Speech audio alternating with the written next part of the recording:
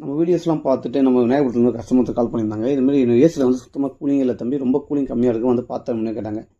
சரி okay sir, location மட்டும் அனுப்பிச்சுடுங்க, வந்து பார்த்து தரலாம்னு சொல்லிட்டு நம்மளும் லொக்கேஷன் வாங்கிட்டு டேரெக்டாக சைட்டுக்கு போயிடுங்க. சைட்டில் போய்ட்டு ஏசி ஆன் பண்ணி செக் பண்ணி பார்த்தோம். கேஸ்லாம் கரெக்டாக தான் இருந்தது. இன்டோ தான் ஃபுல் டஸ்ட்டாக இருந்தது. கஸ்டமர் ஏசி வாங்கினது சர்வீஸே பண்ணலாம் தம்பின்னு இருந்தாங்க.